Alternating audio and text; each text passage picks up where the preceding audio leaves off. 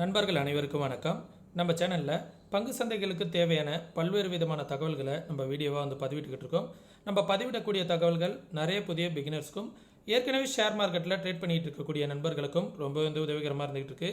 நம்ம நேற்றைய தினம் என்ன தகவல் சொல்லியிருந்தோம், இன்றைய தினம் மார்க்கெட் எப்படி ட்ரேட் ஆகிடுச்சு, நாளைய தினம் நிஃப்டியோட எக்ஸ்பிரி இருக்குது, ஒரு முக்கியமான ஒரு சில டேட்டாஸ்லாம் இன்றைக்கி வருது, அதெல்லாம் எப்படி இருக்குது அப்படிங்கிறதும், அதே நேரத்தில் மார்க்கெட் நாளைக்கு எப்படிலாம் மூவ் ஆகிறதுக்கான வாய்ப்புகள் இருக்குது, ஓப்பன் இன்ட்ரெஸ்ட்லாம் என்ன சொல்ல வருது அப்படிங்கிறதெல்லாம் இந்த வீடியோ மூலயமா பார்த்து தெரிஞ்சுக்கலாம் வாங்க. நிஃப்டி இன்றைக்கி காலையில் ஒரு செல்லிங் ப்ரெஷரில் இருந்துட்டு ஒரு 23,000 அப்படிங்கிற லெவலை பிரேக் பண்ணிடுச்சு. ஒரு ஒன்ஸ் அப்பான் ஏ டைம் பார்த்திங்க அப்படின்னா 23,000 அப்படிங்கிற லெவலை பிரேக் பண்ணிவிட்டு ப்ரீவியஸ் டே ஸ்விங்கு கரெக்டாக எக்ஸாக்டாக பார்த்திங்கன்னா ப்ரீவியஸ் டே 22,976 அப்படிங்கிற லெவலில் மார்க்கெட் ப்ரீவியஸ் டே வந்துச்சு. அதே லெவலில் மார்க்கெட் இன்றைக்கி ஒரு சின்ன சப்போர்ட் எடுத்திருக்கு.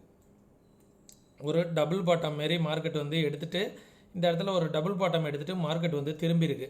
இன்றைய தினம் HDFC major contribution of Nifty and bank நிஃப்டியோட ஸ்டாக்ஸு அது மார்க்கெட்டில் இன்றைக்கி Q3 ரிசல்ட் வருது.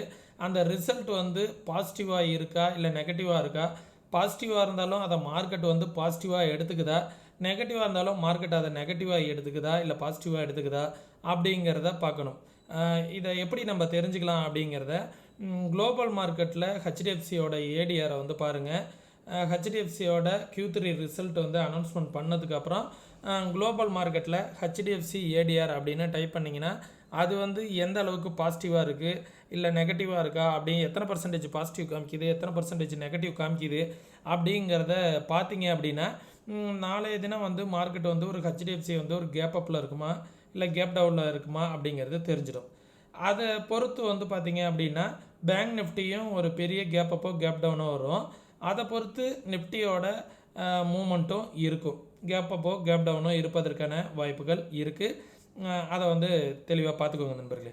அதே நேரத்தில் இது 1 hour கேண்டில்லையும் டே சார்ட்லேயும் பார்த்தா உங்களுக்கு தெரியும் மார்க்கெட் ஒரு பேட்டர்ன் ஃபார்ம் ஆகிட்டு இருக்கு அப்படிங்கிறத சொல்லியிருந்தேன்.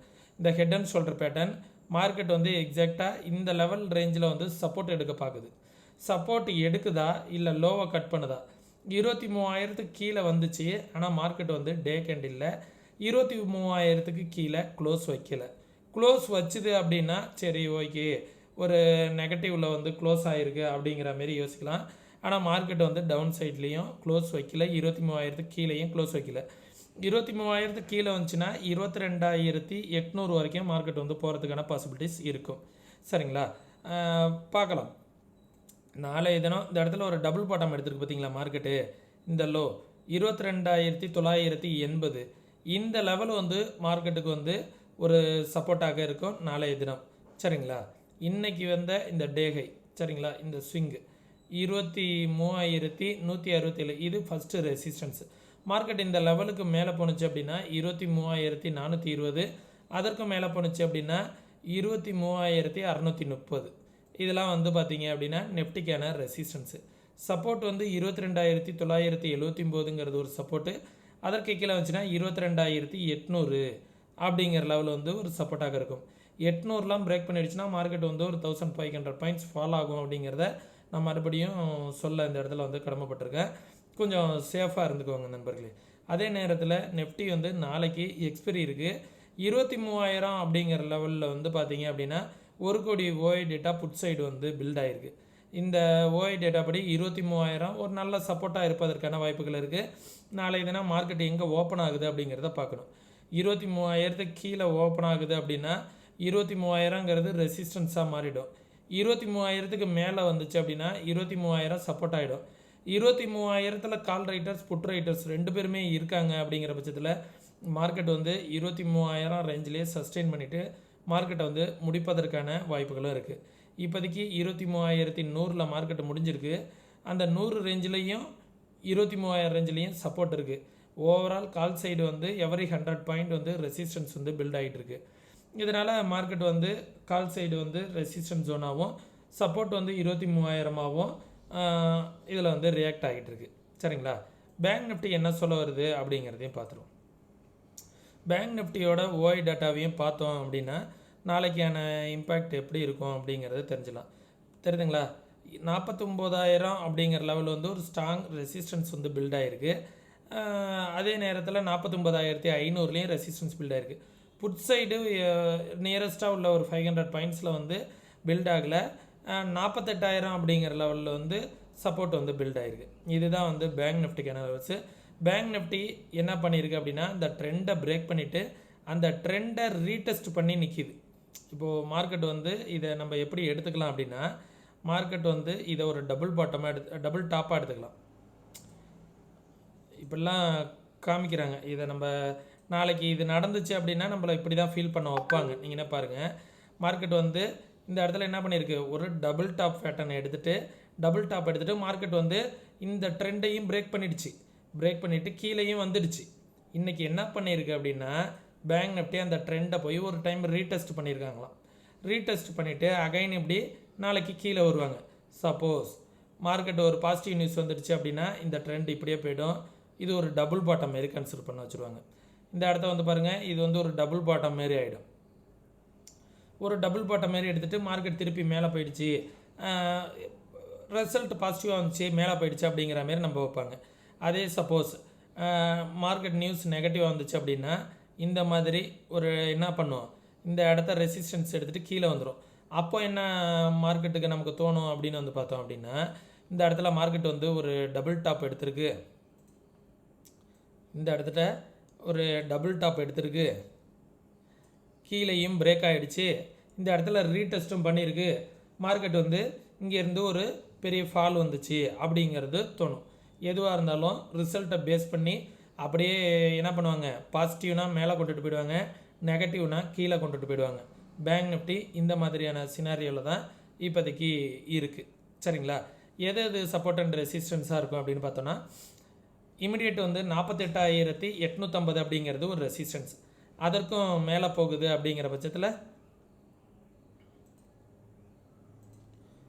49,500 அப்படிங்கிற லெவல் ரெசிஸ்டன்ஸ். அதற்கும் மேலே போணுச்சு அப்படின்னா 49,930, 50,000 அப்படிங்கிற லெவல் வந்து ஒரு ரெசிஸ்டன்ஸ்.